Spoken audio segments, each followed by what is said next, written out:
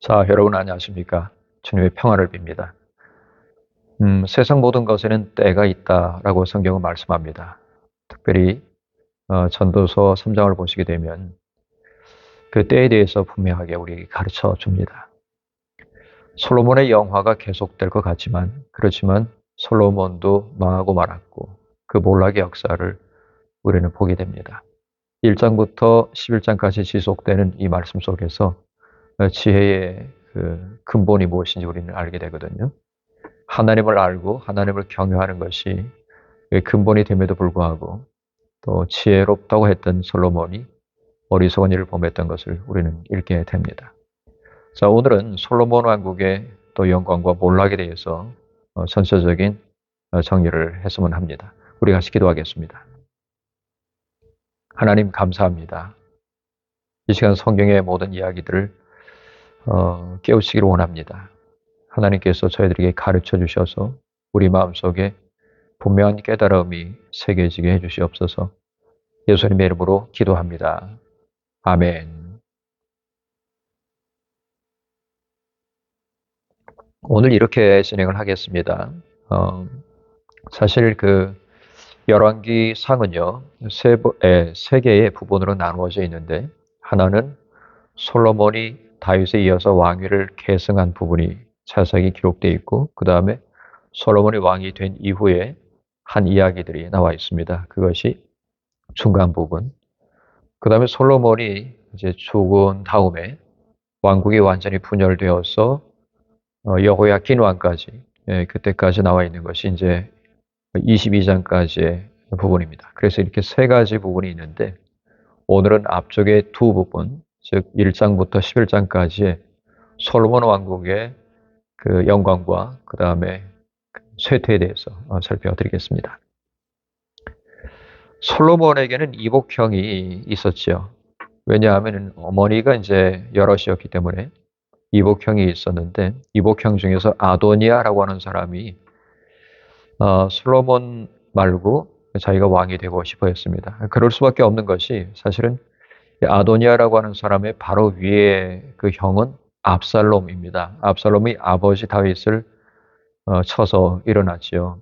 그래도 나중에는 죽음을 당하게 됐는데 압살롬이 죽었을 때 다윗이 굉장히 슬퍼했습니다. 압살롬, 내 아들 압살롬이여 라고 하면서 통곡을 하지 않습니까? 근데 압살롬이 이제 죽었는데 압살롬이 죽었을 때 서열로 볼 때는 아도니아가 왕위를 계승을 할 차례였습니다. 그 맞습니다. 근데 이 다윗의 이제 네 번째 아들이기 때문에 사무엘하 3장을 보시게 되면 나와 있습니다. 그런데 이상하게도 자기가 아니라 솔로몬이 다음 왕으로 이제 될 지금 위기에 처했단 말입니다. 이 모든 모습을 바라보면서 이복형이었던 이 아도니아가 계략을 꾸미게 되었지요. 이 계략이 선지자 나단이 이미 사무엘하 7장 12절 13절에서 예언을 했습니다. 내 몸에서 날 내 씨를 내 뒤에 세워 그 나라를 견고하게 하리라. 그는 내 이름을 위하여 집을 건축할 것이요 나는 그의 나라 왕위를 영원히 견고하게 하리라 라고 이제 약속을 하셨단 말입니다. 하나님이 여기서 그라고 하는 것은 솔로몬이고 내 이름을 위하여라고 했을 때 나라고 하는 것은 하나님이지요. 이렇게 미리 예고를 이제 했는데 선지자 나단을 통해서 근데 다윗의 죽음이 임박해 오니까 솔로몬의 이복형인 아도니아가 그때 당시에 아주 그 포악했던 그 요압이라는 그 어떤 욕심이 가득한 장군이 있는데 그 군사령관과 엘리 계열에 있던 그 제사장의 그 마지막 사람인데 아비아달하고 모의를 했습니다. 그래서 왕위를 쟁탈하자. 먼저 내가 왕으로서 이 기름 부음 받고 등극하게 되면 어떻게 못하겠지 이렇게 생각을 한 거죠. 그래서 에노로겔 근처에 소헬렛 바위 곁에서 잔치를 벌였습니다. 소도 잡고 하면서 잔치를 벌이고 이 솔로몬과 선지자 나단 이쪽은 모르게 하고 초청을 안 한 거죠. 유다 사람들을 초청을 했습니다. 백성들을 초청하고 거기에 모여가지고 전부 다는 모이지 못했겠지만 아마 두령 정도는 모였으리라고 생각합니다. 왕으로서 이제 추대를 받았어요. 근데 이것을 이제 나중에 소문을 듣고서 알게 된 거죠. 그리고 눈치를 챈 선지자 나단하고 또 솔로몬의 어머니인 바세바가 안 되겠다라고 하면서 이제 선지자 나단이 바세바에게 미리 가가지고 왕에게 나가서 자, 나이가 들으셨지만 나가서 지금 된 일을 이야기하고 솔로몬이 다음 왕이 될 것을 분명하게 이제 인정받아라. 그렇게 했습니다. 그래서 바세바가 이제 이야기를 하고 있는데 선지자 나단이 이어서 이제 같이 들어가죠. 같이 들어가서 왕에게 간청을 하니까 다윗이 바세바에게 분명하게 이제 얘기를 해줍니다. 약속해 줍니다. 내 아들 솔로몬이 반드시 나를 이어 왕이 되고 나를 대신하여 내 왕위에 앉을 것이다 라고 1장 30절에 이야기를 합니다. 그리고 이제 제사장이었던 사독은 다윗계열이죠. 다윗이 이제 그 사독을 제사장으로 대제사장으로 삼았기 때문에 그 사독이 솔로몬에게 기름을 붓고 새로운 왕으로 추대된 겁니다. 그래서 이제 아도니아가 이제 겁이 나니까 얼른 제단으로 도망가서 제단 뿔을 잡았죠. 그렇지만 나중에는 이제 죽음을 맞이하게 됩니다. 자, 이제 열왕기상 3장으로 딱 넘어가게 되면은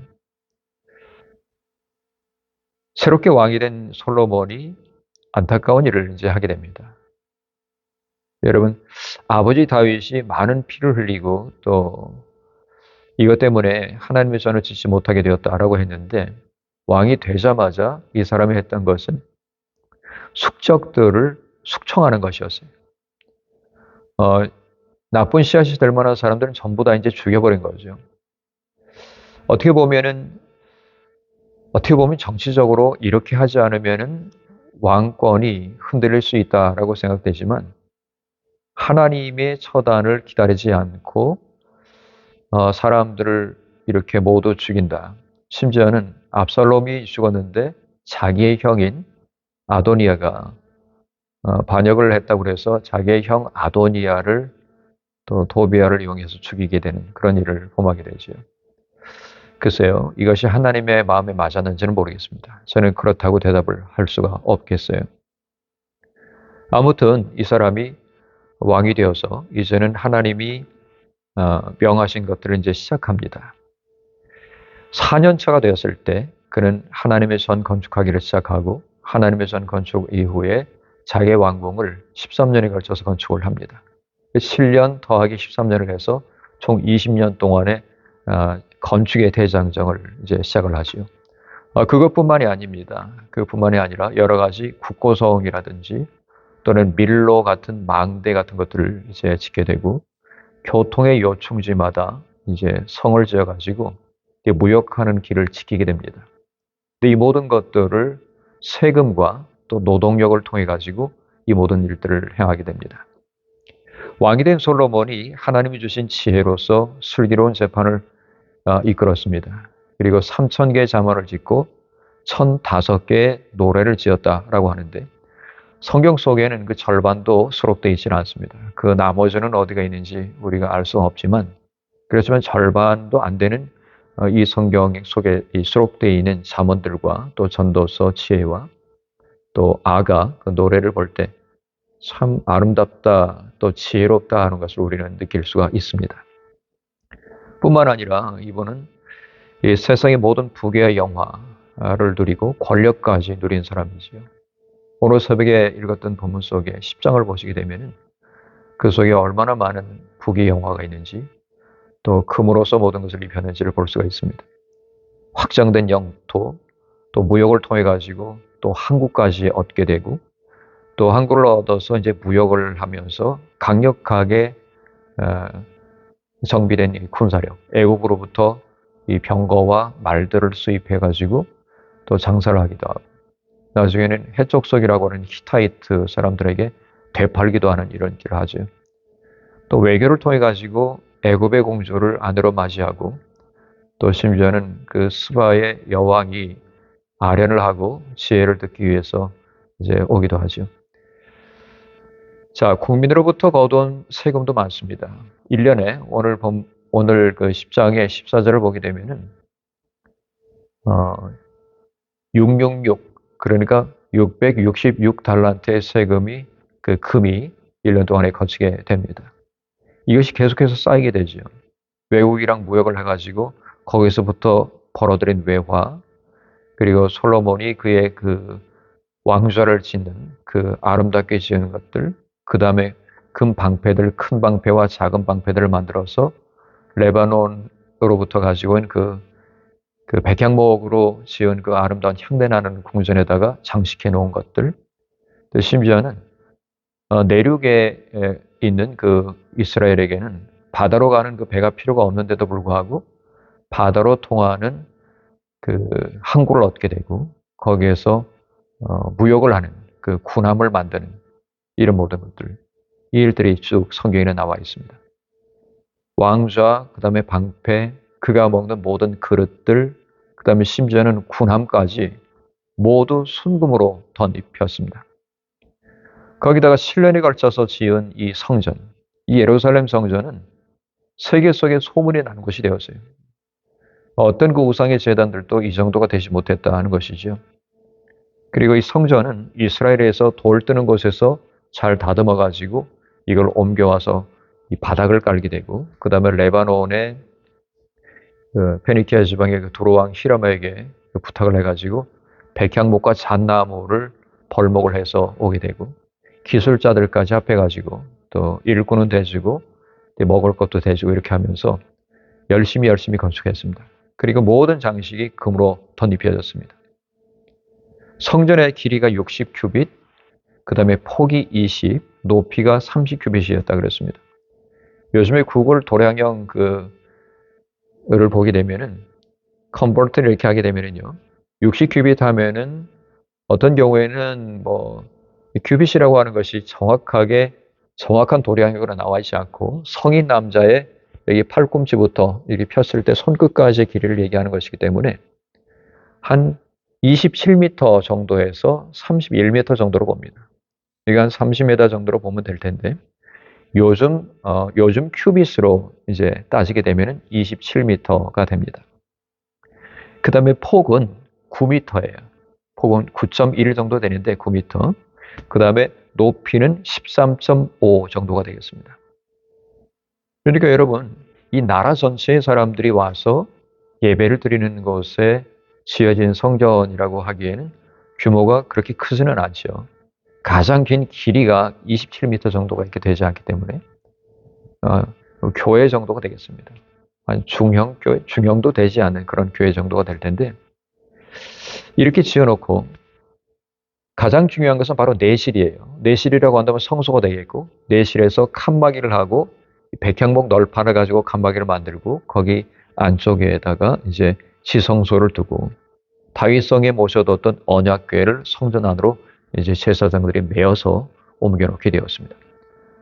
그렇게 딱 한 다음에 왕 자신이 백성들을 모으고 직접 하나님 앞에 성전을 봉헌하고 백성들을 향하여서 서서 손을 하늘을 향해서 펴면서 이제 기도를 하죠. 성전 봉헌하는 기도가 굉장히 깁니다. 그리고 하나님 앞에 7개의 서약을 하게 되죠.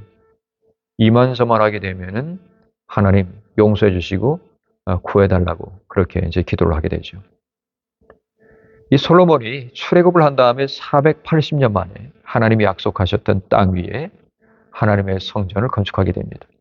출애굽한 다음에 처음에 지은 것은 하나님이 직접 제도와 그 다음에 재료와 또 그 다음에 또 일꾼이 누구가 되어야 하는지 누구를 부르라 라고 한 것까지 일꾼들까지 미리 하나님이 지정하셔서 지은 것이 바로 성막이에요.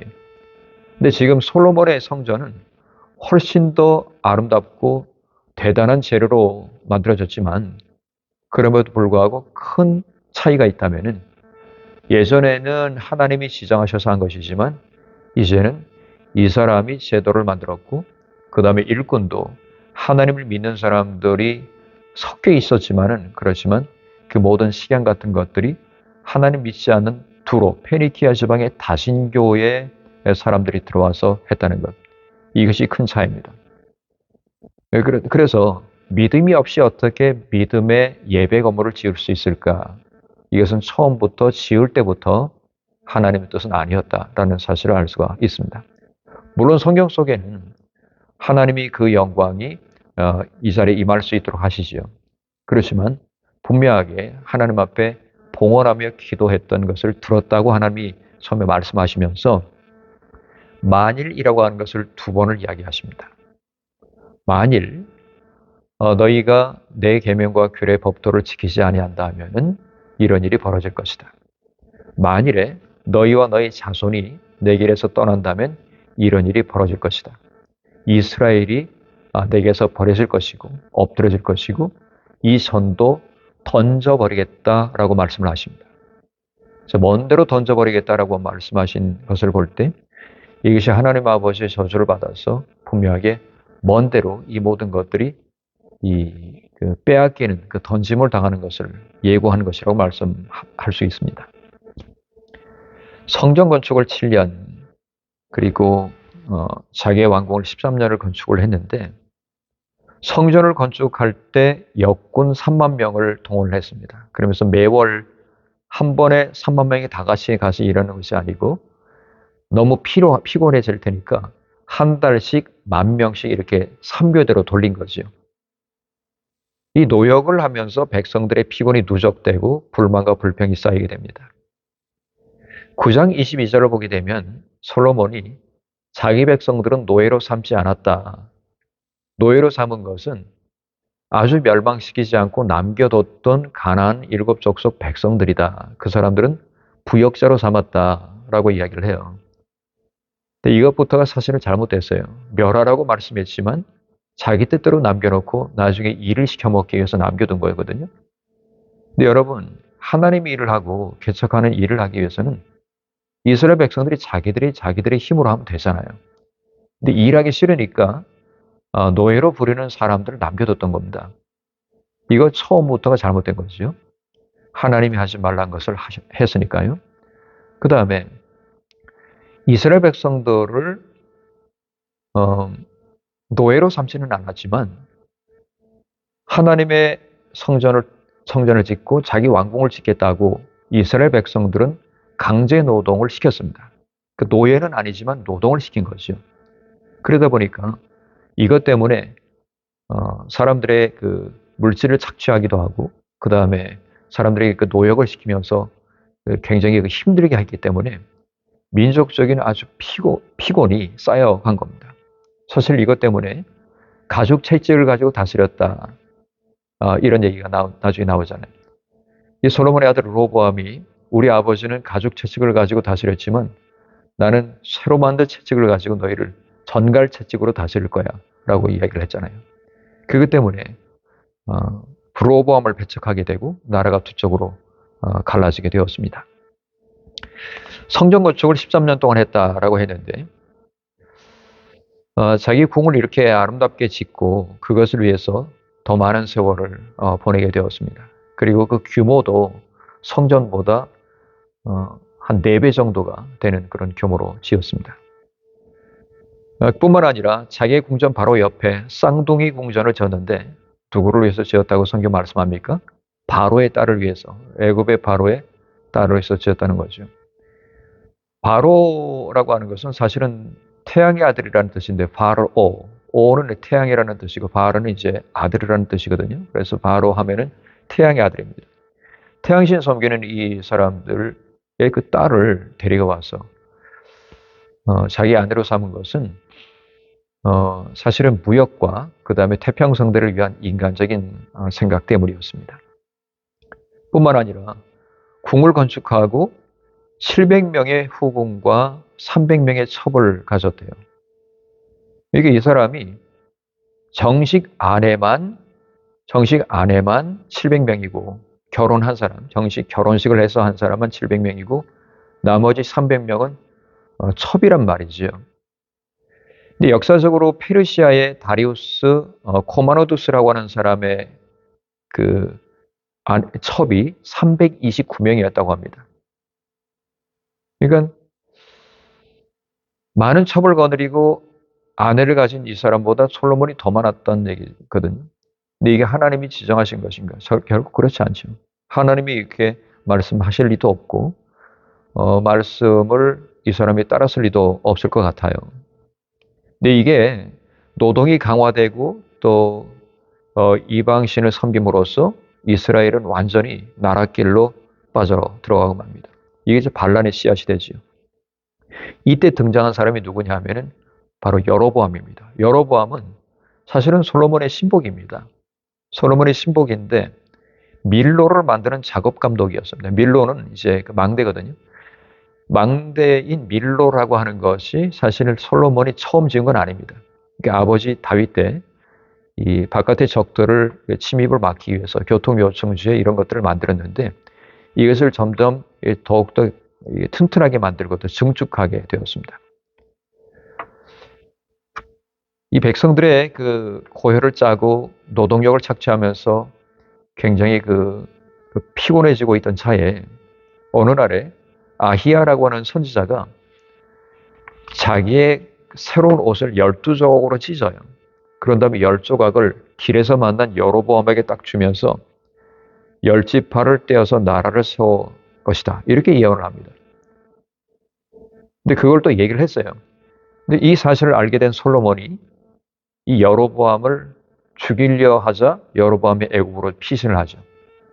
솔로몬이 죽을 때까지 피신을 하게 됐다가 그 다음에 나중에 이 솔로몬의 아들 르호보암이 이제 왕이 되게 되는데 어떻게 될 것인지 이 사람이 어떤 정치를 펼친 것인지 이제 와서 시험을 하게 되는데 그때 르호보암이 나에게 몇십만 달라라고 말한 다음에 다시 찾아가니까 내가 대답 주겠다라고 말하면서 우리 아버지는 가죽 채찍으로 다스렸지만 나는 전갈 채찍으로 다스릴 것이다. 학정을 얘기하니까 정말로 이 여로보암이 신물이 나가지고 그래? 그럼 그러시오. 우리가 유다 자손하고 같이 유업 얻을 것이 무엇입니까? 라고 말하면서 이제는 올라가죠. 올라가서 이제 나머지 10지파 사람들을 이렇게 모으게 되고 두령들을 모으게 되고 자 이제는 남쪽하고 결별합시다 라고 말하게 됨으로써 이제 남쪽에 솔로몬의 왕국은 유다와 베냐민 두 지파밖에 남지 않고 나머지 10지파는 북이스라엘로서 갈라지게 되는 겁니다. 안타까운 일이지요. 솔로몬은 이방 여인들과 이방 신들을 끌어들이면서 하나님을 멸시하고 떠나게 되었습니다.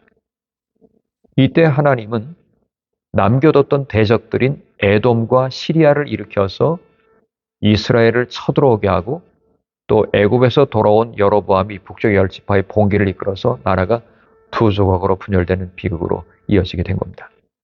자, 이제 말씀을 정리하겠습니다. 솔로몬이 지혜를 하나님으로부터 얻은 건 맞아요. 그 많은 곳에 사람들이 구경을 오게 되었고 또 화친을 하기 위해서 애를 썼고 또 심지어는 여러 나라의 왕들이 이 선물을 주고 조공을 바치기까지 했습니다. 무역 플러스 조공 그리고 하나님이 주신 지혜를 펼침으로써 장사를 하던 이 솔로몬 부귀와 영광과 그 다음에 권력까지 얻게 된 이 사람. 그렇지만 이 모든 것이 헛된 것이었다고 분명하게 선도서에는 이야기하죠. 나중에 알고 보니까 이것이 헛된 것이었다는 걸 알면 뭐합니까?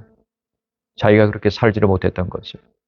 하나님으로부터 지혜를 받았다고 해서 지혜롭게 살아가는 것은 아니더라라는 것입니다.